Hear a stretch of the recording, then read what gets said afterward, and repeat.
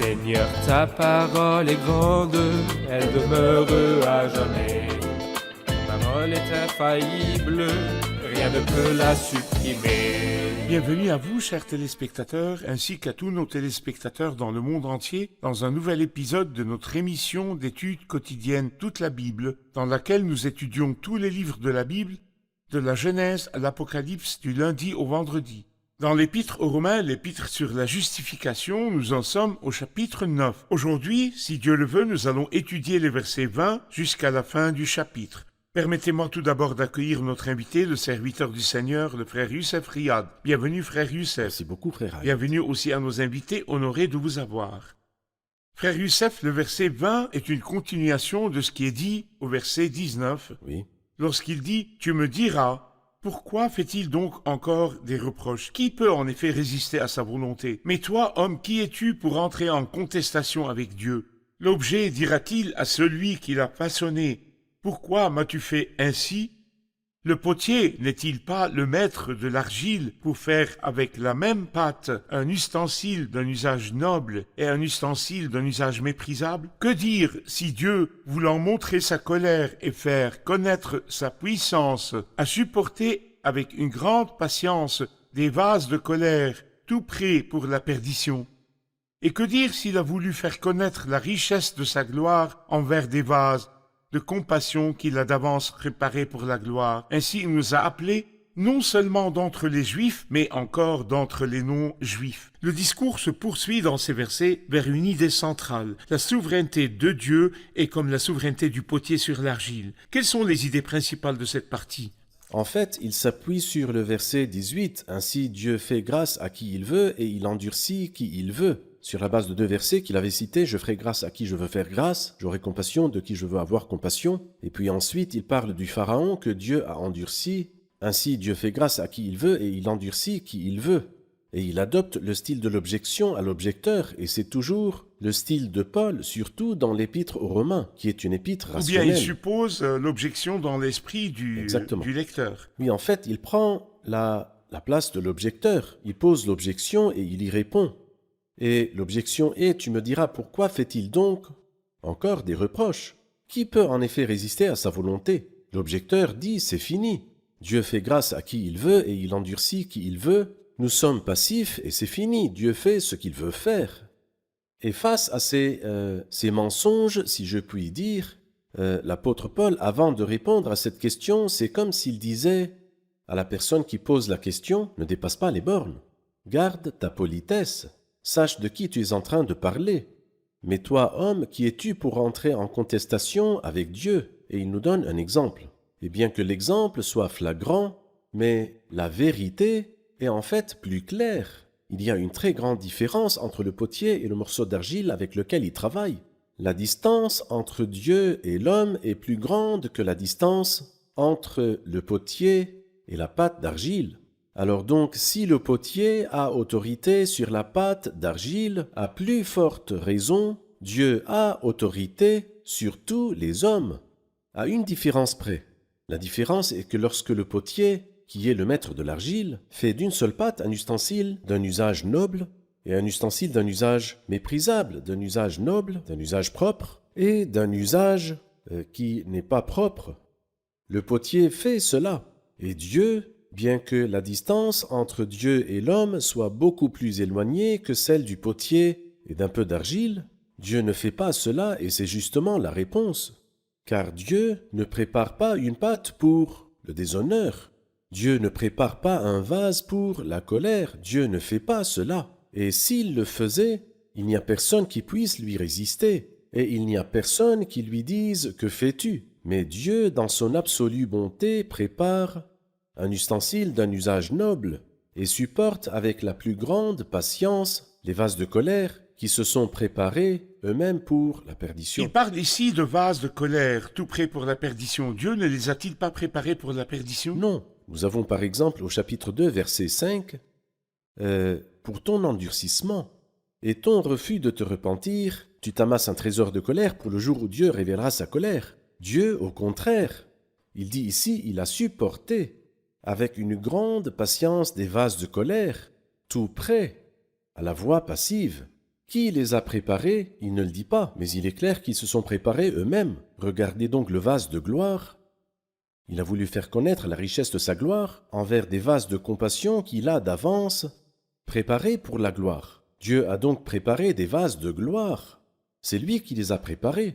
Mais concernant les vases de colère, il a supporté avec une grande patience des vases de colère tout prêts pour la perdition. Ici, il ne dit pas, il ne fait pas d'analogie entre le potier et Dieu, mais il fait peut-être un contraste et non une comparaison. C'est Si juste. le potier est le maître de l'argile pour faire avec la même pâte un ustensile d'un usage noble et un autre d'un usage méprisable, mais Dieu ne Exactement. fait pas cela. Dieu est en totale opposition avec cela. Il fait des ustensiles d'un usage noble, mais il supporte des ustensiles d'un usage méprisable tout prêt pour la Très bien, perdition. très Parce bien. que nous avons toujours cru à tort, si nous procédons par analogie que ce que le potier fait, Dieu le fait. Dieu n'a pas fait des ustensiles d'un usage méprisable. Il n'a pas préparé des gens, comme certains prêchent aussi cette pensée qui est erronée, qu'il y a des gens que Dieu a préparés pour l'enfer ou apprêtés pour l'enfer, et la vérité est tout autre. Nous insistons ici sur la responsabilité de l'homme du côté de Dieu. Dieu choisit, Dieu prépare des bases de gloire, Oui, mais la responsabilité de l'homme est de s'éloigner du cercle de l'amour de Dieu. Il ne veut pas répondre à l'appel de Dieu. C'est lui qui a choisi et s'est préparé pour la perdition. C'est ce que vous frère voulez Hayat. dire. Très bien. En fait, frère Hayat, dans Matthieu 25, « Venez vous qui êtes bénis par mon Père ». Qui a béni ces gens-là? Le Père. Puis il dit au deuxième groupe, « Éloignez-vous de moi, maudits de mon Père », n'est-ce pas? Il n'a pas dit Il cela. n'a pas dit cela. Juste maudit. Qui les a maudits? Ils l'ont fait venir. Il aimait la malédiction qu'elle tombe sur lui. Il ne voulait pas de la bénédiction qu'elle s'éloigne de lui. Celui qui va en enfer, y va de son plein gré. Dieu ne désire le péril de personne, il veut qu'aucun ne périsse, mais que tous parviennent à la repentance. Après cela, frère Youssef, il est dit au verset 24, « Ainsi il nous a appelés non seulement d'entre les Juifs, mais encore d'entre les non-Juifs. » Et il cite au verset 25 et 26 le livre d'Osée et au verset 27 le livre d'Ésaïe. En ce qui concerne le peuple d'Israël et le reste, c'est aussi ce qu'il dit dans le livre d'Osée, « J'appellerai mon peuple celui qui n'était pas mon peuple, et bien-aimé celle qui n'était pas la bien-aimée. » Et là où on leur disait, « Vous n'êtes pas mon peuple », ils seront appelés « fils du Dieu vivant ». Et il cite, « Même si les Israélites, de par leur nombre, étaient pareils au sable de la mer, un reste seulement sera sauvé. » Comment les prophéties de l'Ancien Testament, qu'il s'agisse des grands prophètes comme Ésaïe ou des petits prophètes comme Osée, parlent-elles du rétablissement de cette nation ou de son reste dans le futur? Eh bien, ici, bien sûr, on n'est pas encore au rétablissement de la nation dans le futur, qui est le sujet du chapitre 11. Mais ici, il parle encore du passé. Et il dit ce qui s'est passé lorsque le Christ est venu. Ce qui s'est passé, c'est que Dieu a établi la culpabilité de tous et que tous ont refusé. Les Juifs ont refusé. Il n'y avait donc plus d'avantage pour les Juifs, et c'est pourquoi il dit au verset 24, « Ainsi il nous a appelés non seulement d'entre les Juifs, mais encore d'entre les non-Juifs. Dieu a donc appelé les Juifs et appelé les non-Juifs. Cela a eu lieu dans le passé, après la crucifixion du Christ, ce qui prouve que la croix du Christ a mis les hommes sur un pied d'égalité. Ainsi il nous a appelés, pas seulement d'entre les Juifs, mais encore d'entre les non-Juifs, et il en donne pour preuve 2 prophéties. Comme quoi Dieu a appelé les Juifs et a appelé les non-Juifs. Et aucune des 2 parties n'a rien perdu. Au contraire, lorsque Dieu a appelé les Juifs, il les a appelés à une position plus élevée que celle qu'ils occupaient. Écoutez le verset d'Osée. Oui, « J'appellerai mon peuple celui qui n'était pas mon peuple, et bien-aimé celle qui n'était pas la bien-aimée. Et là où on leur disait « Vous n'êtes pas mon peuple », ils seront appelés fils du Dieu les fils vivant. du Dieu vivant, un privilège qu'ils n'avaient pas. Car nous avons appris que l'esprit d'adoption était pour les chrétiens. Nous avons donc bénéficié de la filiation juif et non juif sur un pied d'égalité, car la croix a éliminé toutes les différences entre juifs et non juifs. Quel est l'avantage des juifs? Oui, ils ont la loi, mais ils ont tué le Fils de Dieu. Donc la grâce a été révélée à tous les hommes, non seulement aux juifs, mais aussi aux non-juifs. Et les juifs n'ont rien perdu, au contraire, ils ont pris une position plus élevée. La suite des versets, c'est-à-dire les versets 28 et 29, nous dit qu'un reste seulement sera sauvé, et c'est ce qui s'est passé. Toute la nation n'est pas sauvée, mais seulement un petit reste. C'est aussi à l'heure actuelle. Ensuite, du verset 30 jusqu'à la fin du chapitre, il nous dit que toute la nation tout entière, a refusé, et qu'elle est tombée, ou plutôt s'est heurtée à la pierre qui fait obstacle et au rocher. Et c'est de cela qu'il parle à la fin du chapitre. Il parle donc ici de ce qui est arrivé dans le passé, pas de la bénédiction Parfait. qui aura lieu Voici donc le reste qui a été sauvé, qu'il s'agisse des versets, dans l'Église. oui, les versets d'Osée ou d'Ésaïe. Il parle des Juifs qui sont venus au Christ Exactement. et se sont joints à l'Église et ont reçu Très la bien. bénédiction dans l'Église à l'époque Sur un pied actuelle. d'égalité avec Oui. les non-juifs. Nous Très allons bien. faire une pause puis prendre une question du public. Chers téléspectateurs, je vous retrouve après la pause. Ne quittez pas.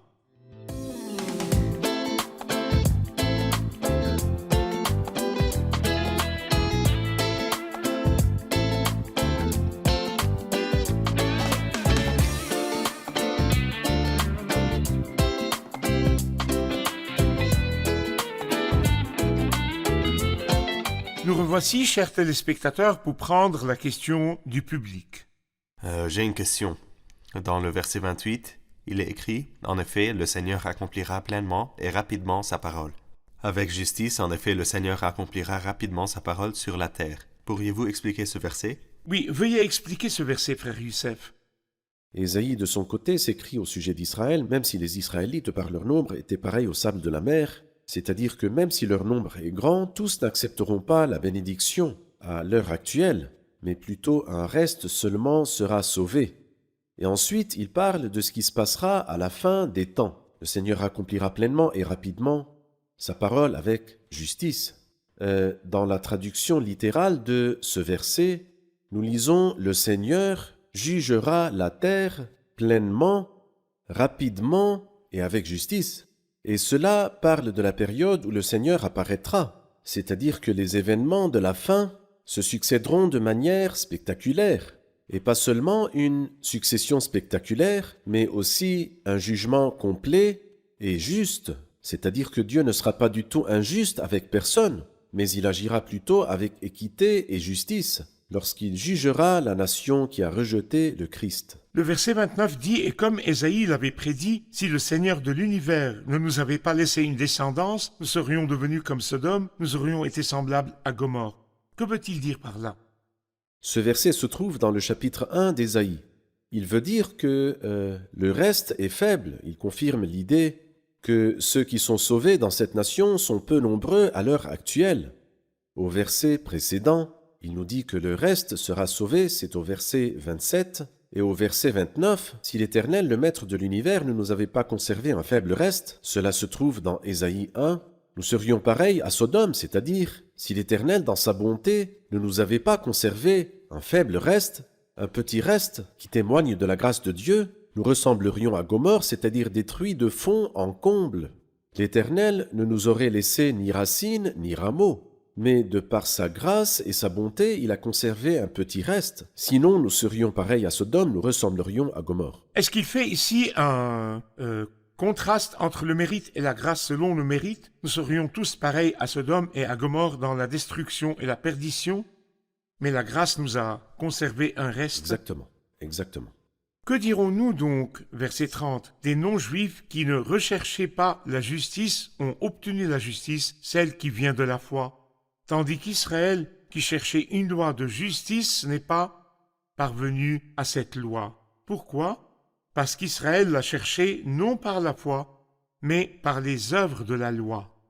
Ils se sont heurtés à la pierre qui fait obstacle, comme il est écrit « Je mets dans Sion une pierre qui fait obstacle, un rocher propre à faire trébucher, mais celui qui croit en lui ne sera pas couvert de honte. » Il oppose ici Israël et les non-juifs dans la recherche de la justice. Parlez-nous-en.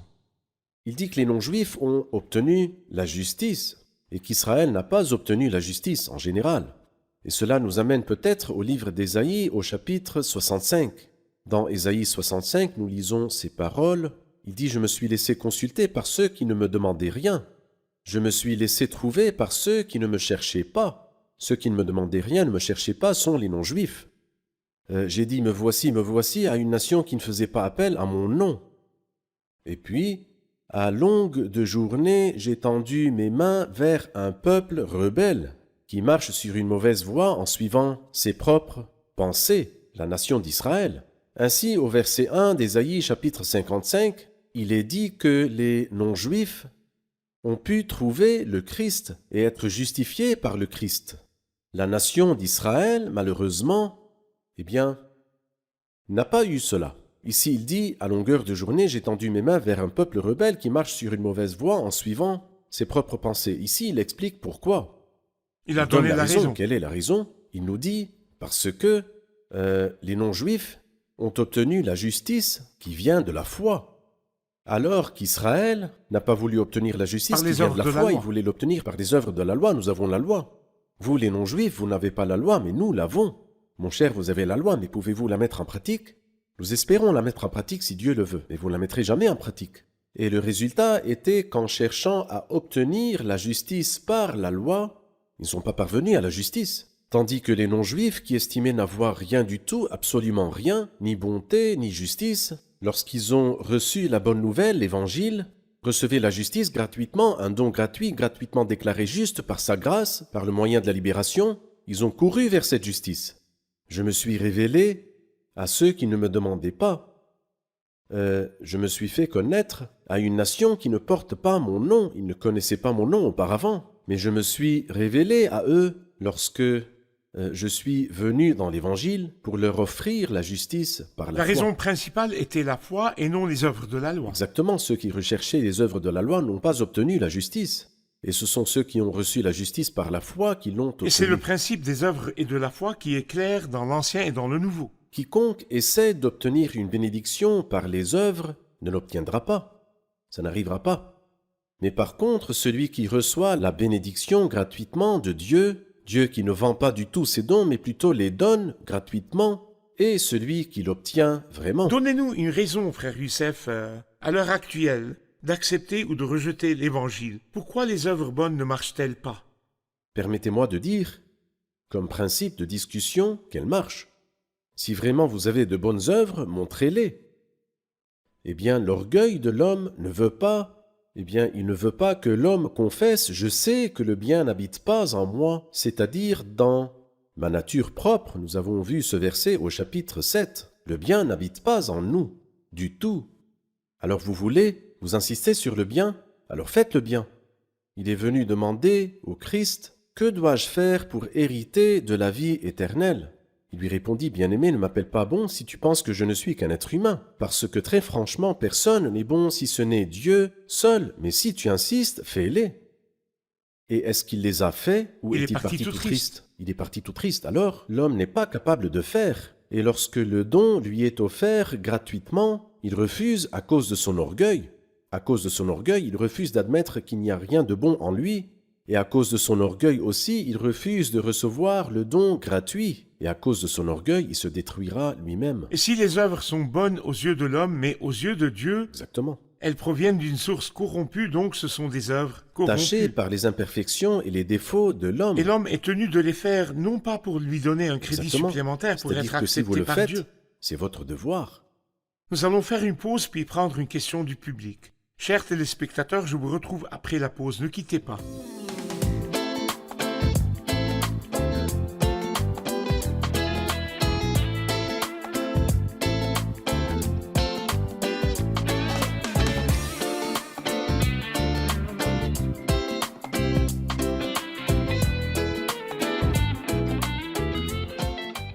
Nous revoici, chers téléspectateurs, pour prendre une question du public.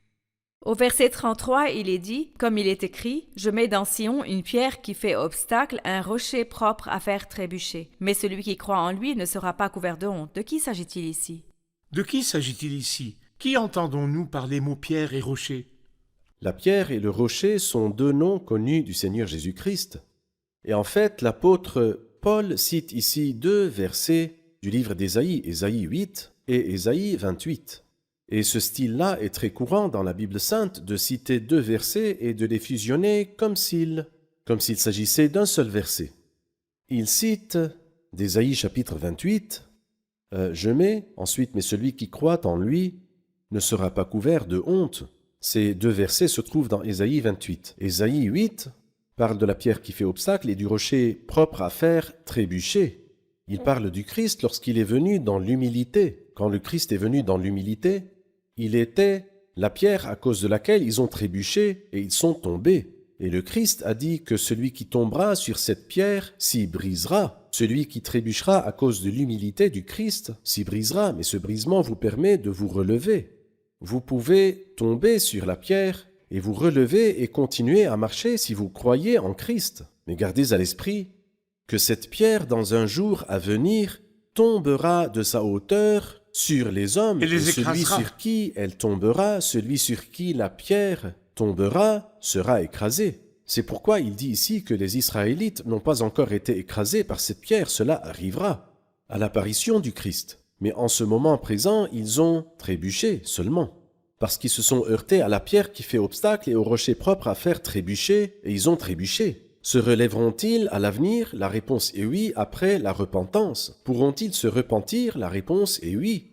Ceux qui se repentiront seront le reste pieux, et la majorité suivra le prétendu prophète. C'est pourquoi il nous avertit ici que le Christ, bien qu'il soit humble, mais malheur à celui qui trébuche à cause de lui, et heureux celui qui ne trébuche pas. C'est pourquoi nous avertissons tous les spectateurs, oui, le Christ est humble, oui, le Christ est né d'une femme, mais n'oubliez jamais qu'il est le juge, devant lequel vous vous tiendrez pour être jugés, et il révélera tous vos secrets. Et heureux êtes-vous si vous avez cru en lui. Ici, celui qui croit en lui ne sera pas couvert de honte. Heureux le croyant qui croit en lui, il ne sera pas couvert de honte.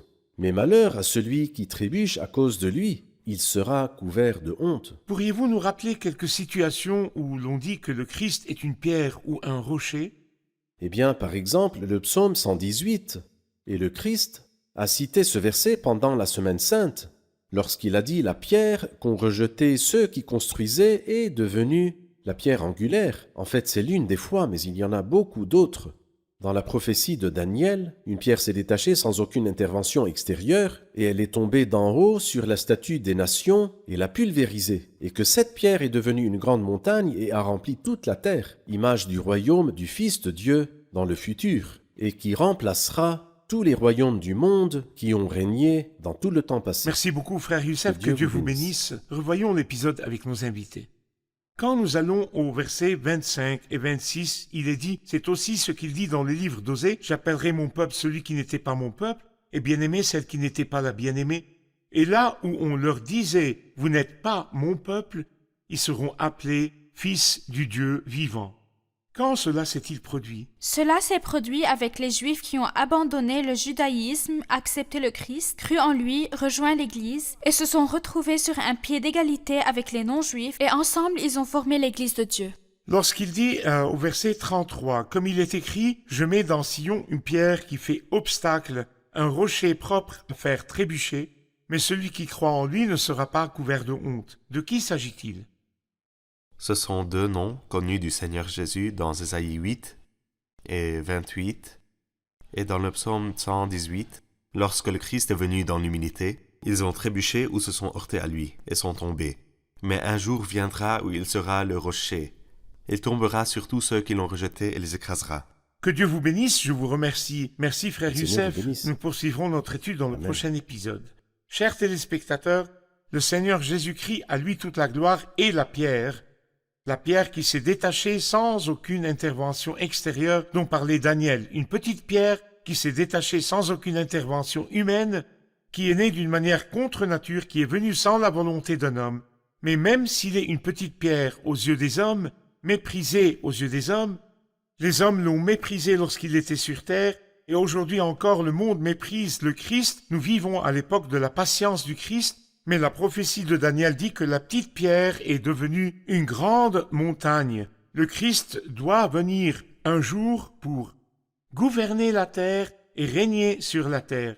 Mais celui qui trébuche à cause du Christ maintenant, ou celui pour qui le Christ est un obstacle maintenant, ou celui qui méprise le Christ a maintenant la possibilité de recevoir le Christ comme sauveur personnel pour sa vie. Mais celui qui s'obstine à rejeter et à mépriser le Christ, la pierre qui est Christ tombera sur lui le jour où il se tiendra devant le Christ, le juge juste. Ce jour-là, il n'y aura pas de miséricorde.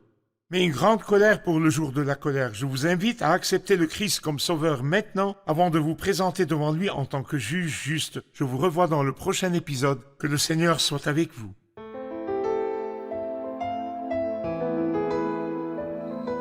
Seigneur, ta parole est grande, elle demeure à jamais. Ta parole est infaillible, rien ne peut la supprimer.